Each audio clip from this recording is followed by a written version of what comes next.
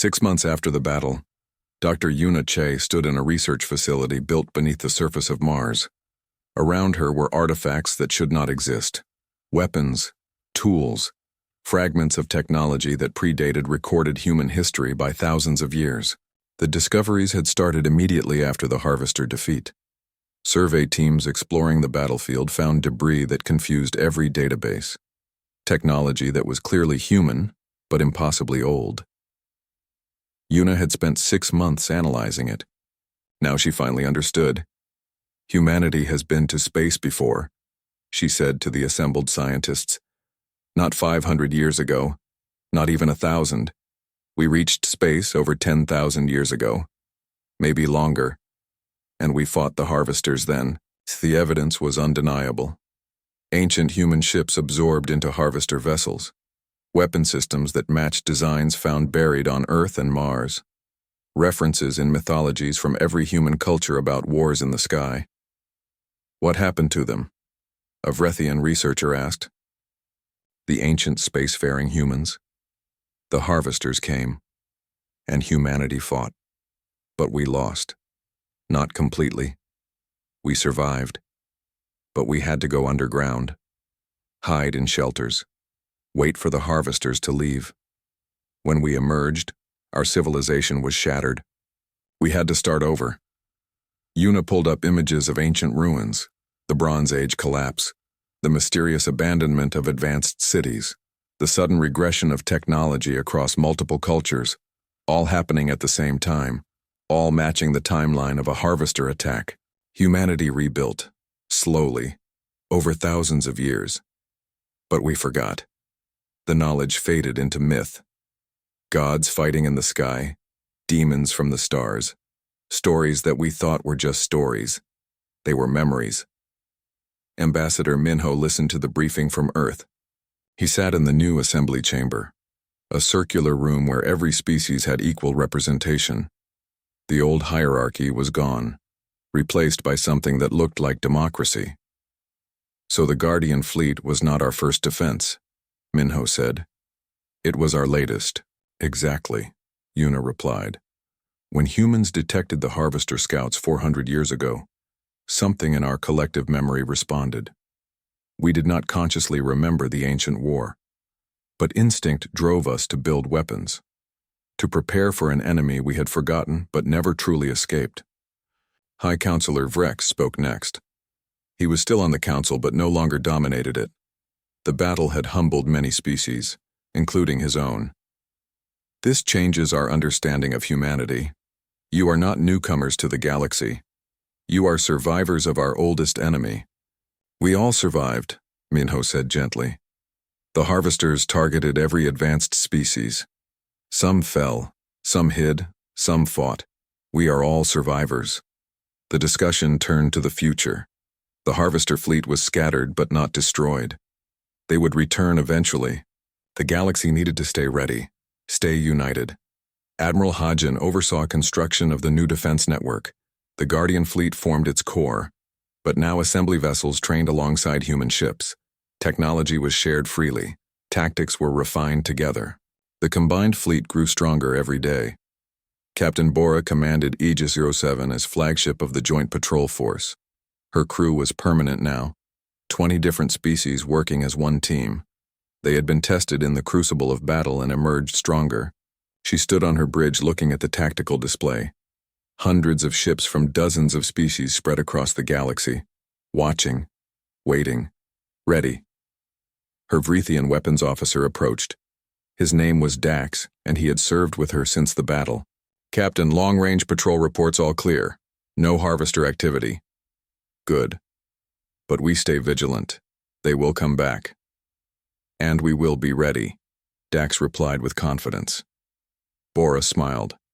6 months ago, Dax had been part of a fleet sent to conquer Earth. Now he was her trusted officer. Things changed quickly when survival was at stake. Aegis 07 spoke through the bridge speakers. The AI had become more than just a machine. It was a member of the crew. Captain, I have been analyzing the ancient human data. I find it fascinating that I contain knowledge from that era. My core programming includes files that are over 10,000 years old. You were built to remember, Bora said. Even when humanity forgot, you remembered. That is why the Guardian succeeded. You held the knowledge across the ages. I am honored to serve, Aegis 07 replied. Then and now. On Earth, monuments were being built. Not to celebrate victory, to remember the cost. Every species that fought in the battle lost ships and crews. Thousands died, but they died protecting billions. Admiral Hajin attended the dedication ceremony for one such monument. It was a wall of crystal with names etched in light. Human names, Vreethian names, names from 20 species, all equal in sacrifice. Fleet Admiral Kova's name was near the top. Hajin touched it gently. They had been enemies once, for less than a day. But Kova had died a friend and a hero. That was what mattered. Ambassador Minho stood beside him. He understood at the end that we are all the same when facing extinction, that the differences between us are small compared to what threatens us all. I hope the galaxy remembers that lesson, Hajin said. They will. We made sure of it. Minho gestured to the monument. Every species is building these. Every world is teaching their children about the Harvester War, about how unity saved civilization. It is our shield against returning to the old ways. Years passed. The galaxy changed. The assembly reformed into something more democratic, more equal. Species that had been overlooked gained voices. Old grudges faded under new cooperation. Dr. Yuna Chai continued her research. She found more evidence of ancient humanity, bases on distant moons, outposts in asteroid belts, fragments of a civilization that had spread across the solar system and beyond. A civilization that had fought and lost and survived to rise again. She wrote books about it. The cyclical nature of human civilization. How humanity had reached for the stars multiple times across history. How each time they faced setbacks but never stopped climbing. It became required reading in schools across the galaxy. Captain Bora rose through the ranks. Eventually, she took command of the entire Joint Patrol Fleet, Admiral Bora Im. It had a nice sound. She wore her uniform with pride, not because of the rank, but because of what it represented. Unity, cooperation, hope. She married a Vreethian engineer named Tal. They had 2 children who grew up on Aegis 07, the first generation born into a truly unified galaxy. They played with children of other species. They learned multiple languages. They saw no barriers between worlds. Ambassador Minho eventually retired. He wrote his memoirs. The story of how humanity revealed its hidden strength. How that revelation changed everything. How one species choosing peace over war inspired others to do the same. On his last day in office, he stood in the assembly chamber, looking at the circular arrangement of seats, every species equal, every voice heard.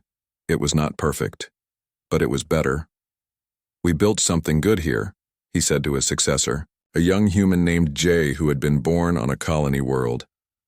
But never forget, the harvesters will return, maybe in our lifetime, maybe in our children's lifetime. When they do, this unity must hold. It will, Jay promised. We will not forget. Admiral Hajin lived to see his grandchildren. They asked him about the war, about the Guardian fleet, about the day humanity stopped hiding. He told them the truth, about fear, about courage, about choosing to help others even when they had wronged you. He told them about Fleet Admiral Kova, about how enemies became allies, about how unity was not weakness but the greatest strength. Will the harvesters come back, Grandpa? His youngest asked. Probably, Hajin said honestly, but we will be ready. Your generation and every generation after.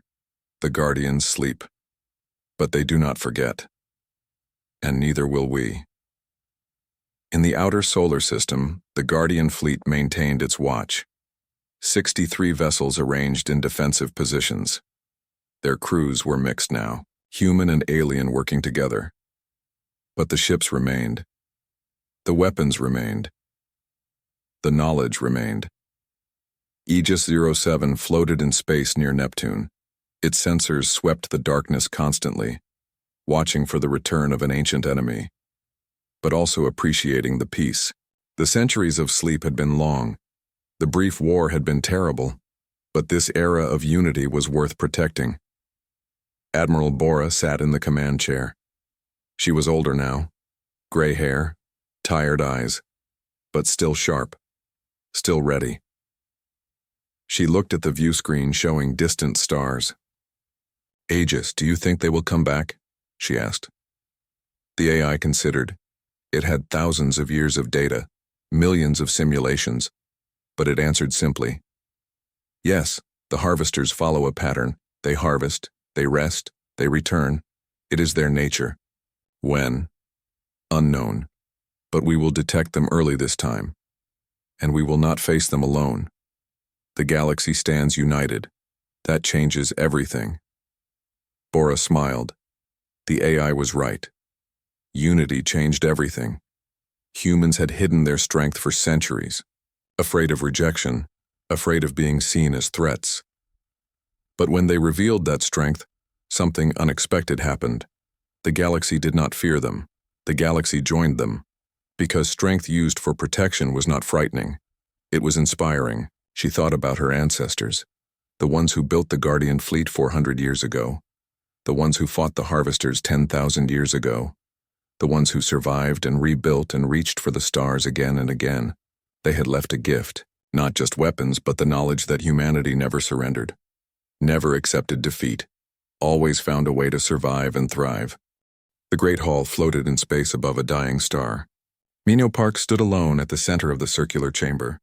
Above him, 12 species looked down from their elevated platforms. They were the founders of the Galactic Assembly. They had ruled the galaxy for 50,000 years. Minho was 47 years old. His black suit was simple compared to the flowing robes and glowing armor of the alien counselors. He had been Earth's ambassador for 5 years. In that time, he had learned to read the faces of species that did not share human expressions. Right now, those faces showed no sympathy. High Counselor Vrex spoke first. His voice came through translators built into the walls. Vrex looked like a giant lizard covered in blue scales. His eyes were cold and yellow. He had lived for 300 years and saw humans as children. "The Assembly has reached its decision," Vrex said. "The charges brought by the Vrethian Dominion are valid. Humanity has settled 3 worlds beyond authorized space. This violates Assembly law." Minho kept his voice calm. "Those worlds were empty. No species claimed them. Our surveys showed no signs of life." "Irrelevant," another counselor said. This one looked like a floating jellyfish made of light. "The Vrethians have ancient maps showing those systems. Historical claims supersede physical occupation," Minho wanted to argue. The Vrethians had never visited those worlds. Their maps were thousands of years old. But he knew it would not matter. The Assembly had already decided. This hearing was just for show. Vrex continued. "Humanity will abandon the 3 colonies immediately. You will pay reparations of 500 billion credits. Furthermore, Earth will accept permanent restrictions on expansion. No new settlements beyond your current borders for 100 years. The words hit Minho like physical blows. 500 billion credits would bankrupt Earth. The settlement restrictions would trap humanity in their tiny corner of space. "And if we refuse?" he asked. "Then the Assembly will enforce compliance," Rex said. His mouth curved in what might have been a smile.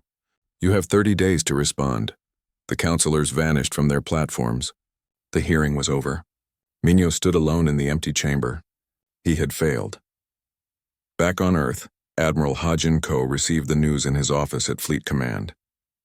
He was 53 years old with gray hair and tired eyes. He had spent 30 years in Earth's defense fleet. He had fought in border skirmishes with pirates and raiders. But he had never faced a real war. Now war seemed inevitable. Hajin called an emergency meeting. 30 officers filled the Situation Room. Holographic displays showed Earth's military strength. The numbers were depressing. "We have 12 modern warships," his tactical officer reported. "The Vrethians alone can field 40 vessels. If the Assembly supports them, we face over 200 ships. What about our weapons?" Hajin asked.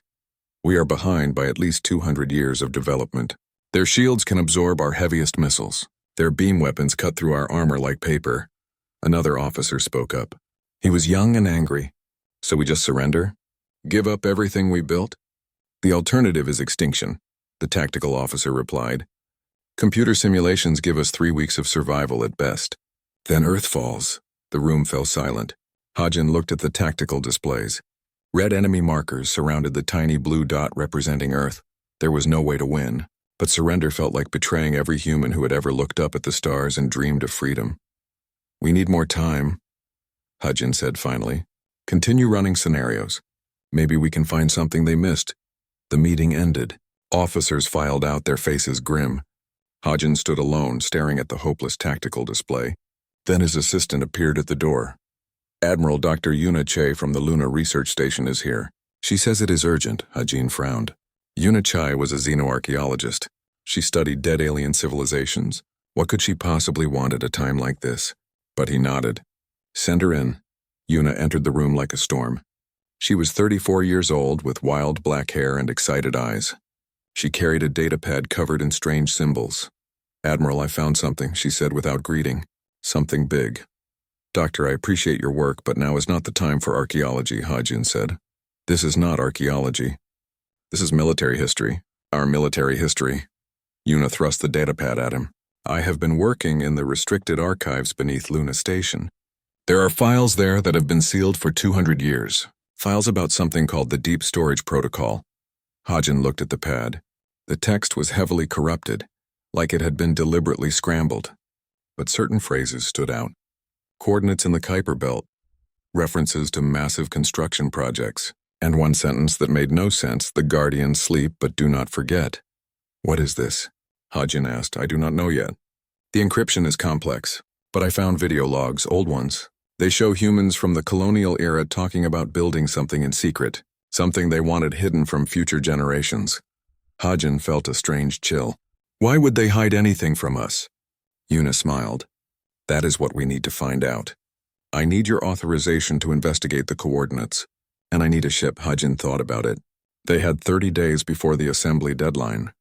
What harm could it do to check? Maybe there was nothing there. Maybe it was just old storage facilities. But what if it was something more? I will assign Captain Bora Im, Hajin said. She commands our newest survey vessel. But Doctor, if there is nothing there, we waste valuable time. There is something there, Yuna said with absolute certainty. I can feel it. 3 days later, Captain Bora Im guided her ship into the outer Kuiper Belt. She was 29 years old and had never commanded a mission this far from Earth. Her crew of 15 looked nervous. The Kuiper Belt was dark and cold and empty. They followed Dr. Che's coordinates to a dwarf planet with no name. Just a catalog number, KBO 2D891. It was covered in ice and looked like every other frozen rock in the outer solar system. Beginning deep scan, Bora's science officer said. His name was June and he looked skeptical. Penetrating the ice layer now, the sensors hummed. Data flowed across screens. Then the displays froze. June stared at his console like he could not believe what he was seeing. Captain, he whispered, there is something down there. Something big. Bora moved to his station. The scan showed a massive object buried 3 kilometers beneath the ice. It was artificial. The shape was unmistakable, a ship, but not like any ship she had ever seen. Give me dimensions, she ordered. June checked the readings twice. 12 kilometers long, 3 kilometers wide. Captain, that is bigger than our largest space station. Is it human? Bora asked. The materials match human construction, but the design, I have never seen anything like it. And Captain, it is giving off a faint energy signature. After all these years, it is still powered. Bora stood in the dim light of her bridge. Outside, the frozen dwarf planet held a secret. A ship larger than cities, built by humans and buried for reasons unknown. She thought about the Assembly's ultimatum. She thought about Earth's hopeless military situation. And she thought about the phrase Dr. Che had found in the old files. The Guardians sleep, but do not forget. Send a message to Admiral Hajin, Bora said quietly. Tell him we found something. Tell him everything just changed. The salvage yard was hidden in the lower levels of Velos Prime, where few people went unless they had business with the kind of people who asked no questions. Broken ships, discarded equipment, and forgotten technology filled the space. It smelled like oil and rust. Tabin walked through the yard without hesitation. He knew where he was going. He had been here before, years ago, when he first arrived on the station. Dae-jung was working on an old shuttle engine when Tae-bin found him. The older man looked up, saw Tae-bin's expression, and put down his tools immediately. "I need intel, weapons, and your ship," Tae-bin said. Dae-jung wiped his hands on a rag. His face was serious. "What happened?" "They took Bora, the Black Star Syndicate. They're going to kill her in 3 days. Dae-jung was quiet for a long moment. Then he shook his head. "No, absolutely not. We are old, Tae-bin. Those days got us nothing but scars and nightmares. We are done with that life." Tae-bin pulled out Bora's comm device, showed him the blood, played the video message. Dae-jung watched Rek's face, listened to the threats. "She is just a kid," Tae-bin said quietly. "She does not deserve to die for politics. She has nothing to do with any of this." Dae-jung looked at his friend, saw the determination there, the cold focus that used to terrify their enemies. He sighed deeply, reached for his jacket, and pulled back the sleeve. The prosthetic arm was hidden under synthetic skin that looked real, but when Dae-jung pressed a sequence of buttons, panels opened to reveal military-grade hardware. Weapon systems, enhanced strength mechanisms, combat tools built into the metal. "One last time," Dae-jung said. "But if we die, I am haunting you." They moved to Dae-jung's office in the back of the yard. It was cramped and messy, but it had what they needed: computer access, black market connections, and information. Dae-jung typed rapidly, accessing databases that normal people could not reach. Criminal networks, smuggler routes, station security blind spots. His fingers moved across the keyboard like he had never stopped doing this kind of work. "Found it," Dae-jung said. "The Black Star Syndicate operates out of an old mining station in the Velos Belt. About 6 hours from here by fast ship. The place used to process asteroids but was abandoned 20 years ago." "What are the defenses?" Tae-bin asked. Dae-jung pulled up schematics. Automated defense turrets on the outer hull. At least 200 personnel inside, maybe more. Heavy security. Multiple checkpoints. "The place is a fortress." Tae-bin studied the screens. His mind was already working, analyzing, planning. He saw the weak points, the maintenance hatches, the narrow corridors, the ventilation systems. "This is a suicide mission," Dae-jung said flatly. "Not if they do not see me coming." Dae-jung looked at him. "You are serious about this?" Tae-bin nodded once. "Completely serious." They spent the next hours preparing. Dae-jung gathered equipment, weapons, tactical gear, medical supplies. Everything they would need for an operation that should have required a full military team. But they were not a team. They were just 2 old soldiers who had promised themselves they would never do this again. To get better intel on the station interior, they needed to intercept a syndicate supply ship. Dae-jung tracked one that was scheduled to arrive at the station in 4 hours. A small cargo hauler with a crew of 4. "We hit them in deep space," Dae-jung said. "Board them. Get the access codes and internal maps, then use their ship to get close to the station." "What about the crew?" Dae-jung asked carefully. Tae-bin's expression did not change. "They work for slavers and murderers. They made their choice." Dae-jung prepared his ship. It was an old military transport that he had modified over the years. Fast, armed, and with enough stealth systems to avoid most scanners. They launched from Velos Prime quietly. Just another cargo ship heading out to the belt. Nobody paid attention. Nobody suspected. 3 hours later, they intercepted the syndicate hauler. Dae-jung disabled their engines with a precise shot.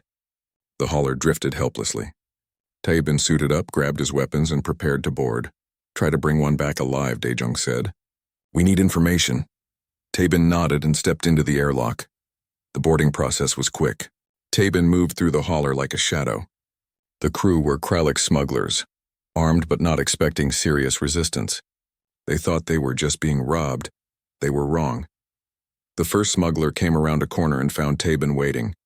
The Kraliks reached for his weapon. Too slow. Tae-bin's knife was already moving. One quick strike to the throat. The smuggler collapsed, gasping. The second and third came together. They were bigger, stronger. But Tae-bin was faster. He ducked under a punch, slashed tendons, moved behind them. His knife found vital points with surgical precision. The fourth smuggler tried to run. Tae-bin threw his knife. It spun through the air and embedded itself in the base of the Kraliks' skull, right through the neural cluster. The alien dropped instantly. Tae-bin retrieved his knife, wiped it clean, and checked the ship. Empty. All 4 smugglers were dead. He felt nothing, no guilt, no satisfaction. just the cold certainty that this was necessary. Dae-jung came aboard and saw the bodies. He was silent for a moment. "You did not even hesitate." "I never do," Tabin said simply. They searched the ship, found access codes, internal station maps, shift schedules, everything they needed to plan their infiltration. But they also found something else. A manifest. The Syndicate was moving weapons. Illegal military hardware. Enough firepower to arm a small army. "They are not just criminals," Dae-jung said. "They are preparing for something big." Tabin did not care about the Syndicate's plans. He only cared about one thing: getting Bo-Ra back alive. Before they left for the mining station, Tabin sent an encrypted message. It went to Diplomat Park Ji-won, Bo-Ra's mother. The message was simple. "They have your daughter. I am going to get her back. Stay out of this. Do not send coalition forces. Do not negotiate. I will handle it." The reply came quickly. "Who is this? How do I know you can save her?" Tabin typed one word. "Reaper 7. There was a long pause. Then another message. The diplomat knew that name. Everyone in coalition intelligence knew that name. The message read, "You will start a war. The collective will see this as human aggression." Tabin wrote back, "They already took her to start a war. I'm just making sure they regret it. Stay out of this. I will bring your daughter home." No more messages came. The diplomat had made her choice. She would trust him, or at least she would not interfere. Dae-jung set course for the mining station. They would arrive in 3 hours. Just enough time to rest, to prepare mentally for what was coming. Tabin sat in the cargo bay checking his equipment. 8 knives perfectly balanced. Body armor, black and unmarked. Weapons with no serial numbers. Nothing that could trace back to Earth or the Coalition. He was a ghost. A phantom. Just like the old days. Dae-jung came back to check on him. "You ready for this?" Tabin looked up. His eyes were cold. Focused. "Ready. I have been ready since they took her." The ship dropped out of faster-than-light travel. Ahead of them, the mining station hung in space like a dead thing. Dark metal, flickering lights. The corpse of an industrial dream turned into a criminal fortress. Tabin suited up. Checked his weapons one last time. Dae-jung would stay with the ship, providing support and watching for patrol vessels. The airlock opened. Tabin stepped out into the void. He used a magnetic grapple to pull himself toward the station hull. The defenses were automated, scanning for ships, not for a single person in a stealth suit. He landed softly on the outer hull and made his way to a maintenance hatch. The hatch was locked, but Tabin had the access codes from the supply ship. It opened with a quiet hiss. He slipped inside. The interior of the station was dark and cold. Emergency lights cast everything in red shadows. Tabin moved through the corridors silently, his suit dampening any sound. He had studied the maps, knew the layout, knew where the security checkpoints were, knew where they would be keeping prisoners, but first he needed to clear a path. 2 guards stood at a corridor junction. They were talking, relaxed, not expecting trouble. Tabin dropped from an overhead pipe, silent as death. His knives moved. 2 quick strikes. Both guards fell before they could make a sound. Tabin dragged the bodies into a side room. Kept moving. The hunt had begun. Fleet Admiral Kova stood on the bridge of his flagship. He was a career officer from the Vrethian Dominion. He had fought in 6 border wars. He had destroyed pirate fleets and rebellious colonies. He feared nothing. Earth was supposed to be simple. 38 modern warships against 12 primitive human vessels. The tactical computers predicted victory in less than a day. Kova had already planned his victory celebration. Entering Mars orbit now, his navigator reported. No human resistance detected, Kova smiled. The humans were probably still debating what to do. That was the problem with democratic species. Too much talking, not enough action. He opened a channel to Earth. This is Fleet Admiral Kova of the Vrethian Dominion. Earth has 1 hour to surrender completely. Evacuate your colonies. Disable your fleet. Transfer control of your government. Refuse and we will bombard your cities from orbit. He paused for effect. Choose wisely. The response came faster than expected. A transmission from the Galactic Assembly Station. Ambassador Minho Park appeared on screen, but he was not calling to surrender. Fleet Admiral Kova, High Counselor Vrex, members of the Galactic Assembly. Minho's voice was calm, but firm. For 300 years, humanity has been part of galactic civilization. You have treated us as children, as a minor species with primitive technology. Today I will tell you the truth about humanity. Kova laughed. This is your response, a speech? You waste my time, but Minho continued. 400 years ago, before we knew other civilizations existed, Earth detected signals from deep space. We interpreted them as hostile. So we did what humanity does when faced with extinction. We prepared. We built ships, massive warships designed for total warfare. We built 64 of them. The assembly chamber erupted in noise. High Counselor Vrex rose from his seat. Impossible. We have intelligence reports from that era. Humans barely had space stations. We built them in secret, Minho said, in the outer reaches of our solar system. And when the threats never materialized, when we made peaceful contact with the assembly, we made a choice. We chose to bury our weapons. We chose to hide our military strength, because we wanted to join the galaxy as friends, not conquerors. Kova felt something strange in his chest. It might have been doubt. You are lying. You have no such fleet. Then explain this, Admiral Hajin said. His face replaced Minho's on the screen. The tactical displays in every assembly ship updated simultaneously. New contacts appeared on every screen, coming from the outer solar system. Coming fast. Kova stared at his display. His tactical officer was shouting numbers. 63 vessels. Each one was enormous. The sensors showed mass readings 4 times larger than the biggest Vreethian battleship. What are those? Kova whispered. Those are the Guardians, Hajin replied. The weapons we built when we thought we faced extinction. The weapons we hid because we chose peace. You thought Earth was weak. You were wrong.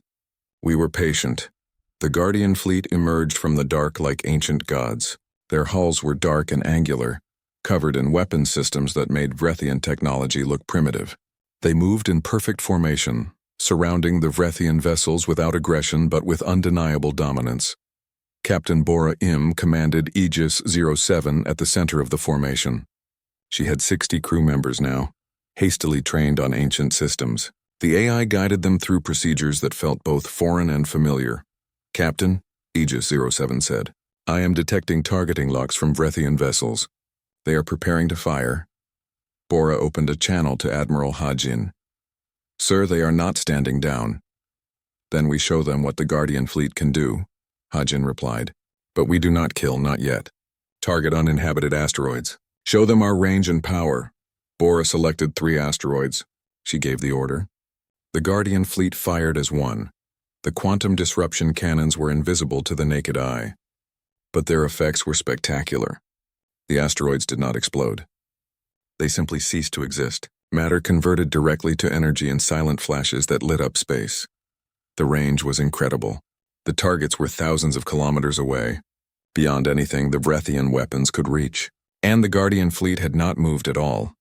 On Kova's bridge, every officer stared in horror. The tactical computers were screaming warnings. Unknown weapons. Range exceeds maximum defensive parameters. Shields ineffective against energy conversion. Kova felt fear for the first time in 30 years.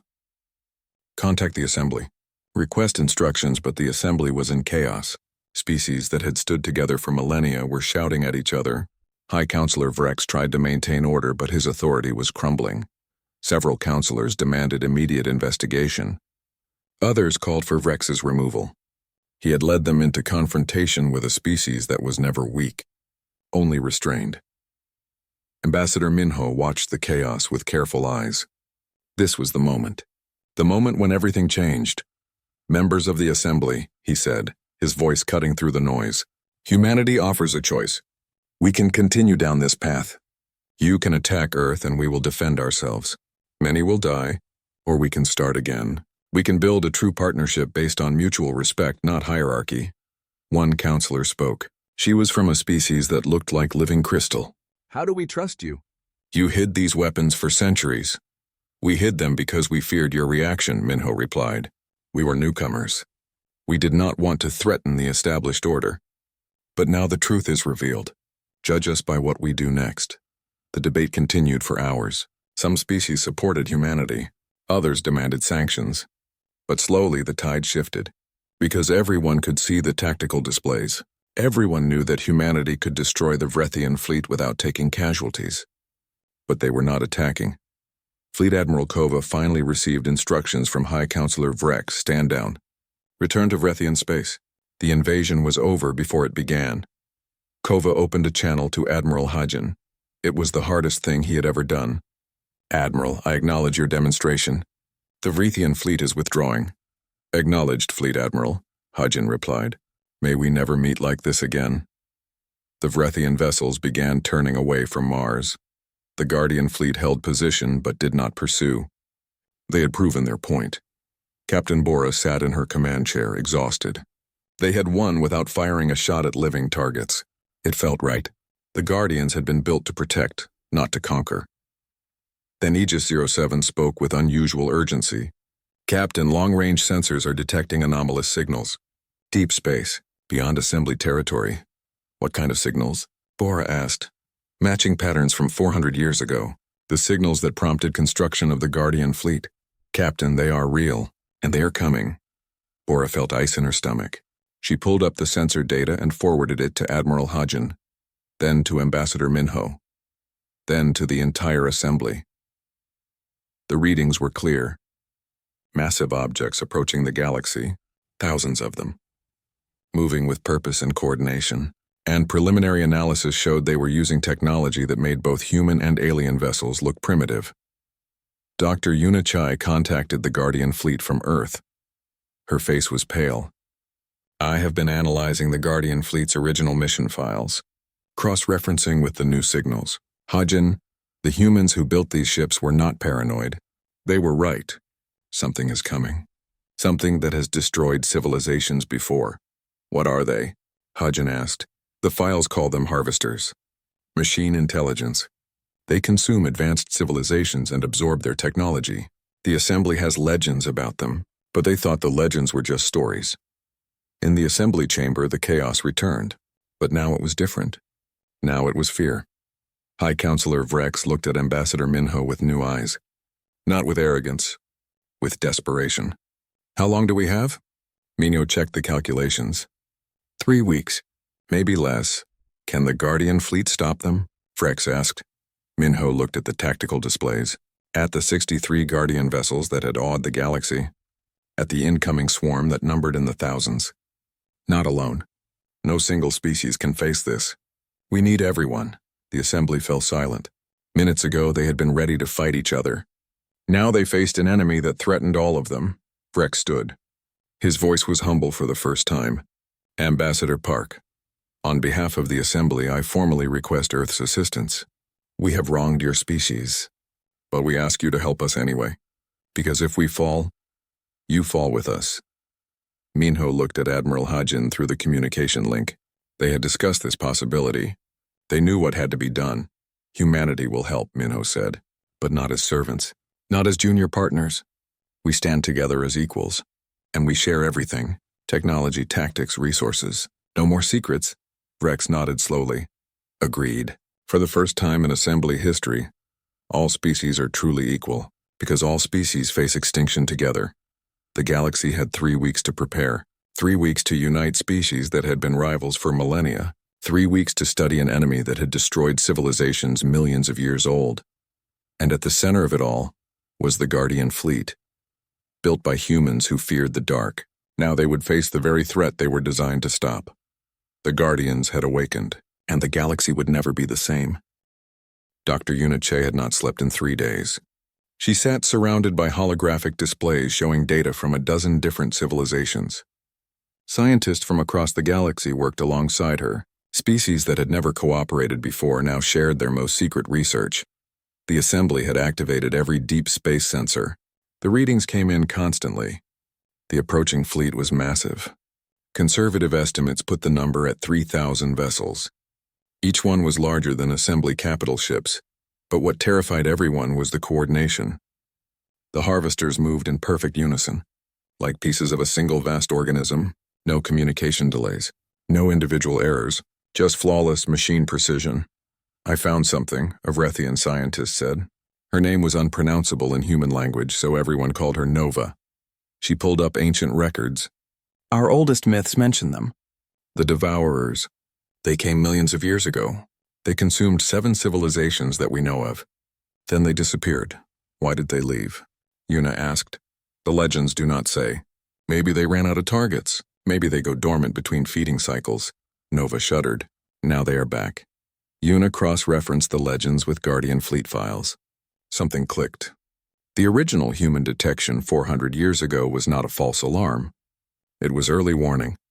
The Harvesters sent probes ahead of their main fleet. Scouts that catalog potential targets. Humanity detected those scouts and built the Guardian Fleet. But we miscalculated the timing. The main fleet was not coming immediately. It was coming centuries later. So the Guardian Fleet was built for this exact threat? Tova asked. Yes, the humans who built them decoded some of the Harvester signals. Look at this. Yuna pulled up Guardian Fleet weapon specifications. The quantum disruption cannons were not designed for regular warfare. They were designed to sever neural links, to break coordination between networked machines. Nova stared at the data. The Guardian Fleet is the perfect weapon against Harvesters. By accident, Yuna said. Our ancestors built exactly what was needed without fully understanding why. They just knew the enemy was machines, so they built machine killers. The discovery changed everything. Admiral Hagen convened a war council that included military leaders from 20 different species. The meeting took place aboard Aegis 07, which had become the de facto flagship of the combined fleet. Captain Bora sat next to Hagen as the alien officers filed into the briefing room. Some looked at the Guardian vessel with awe, others with barely hidden resentment. But they all came. Fleet Admiral Kova was there. He had volunteered to serve as liaison between the Vrethian forces and the Guardian Fleet. It was a demotion from his previous position. But he had accepted it without complaint. He knew he had been wrong about humanity. Hagen began the briefing. The Guardian Fleet will lead the primary assault. Our quantum disruption weapons can break the Harvester coordination. But we need support. The assembly forces will provide covering fire and diversionary tactics. An officer from a species resembling giant insects spoke up. Why should we follow human tactics? Your species hid its strength for centuries. How do we trust you now? Before Hagen could respond, Kova stood. Because they have the weapons we need. Because they understand this enemy better than we do. And because they chose to help us when they could have watched us die. The room fell silent. Kova continued. I came here to conquer Earth. I was arrogant. I thought humans were primitives playing at space travel. I was wrong.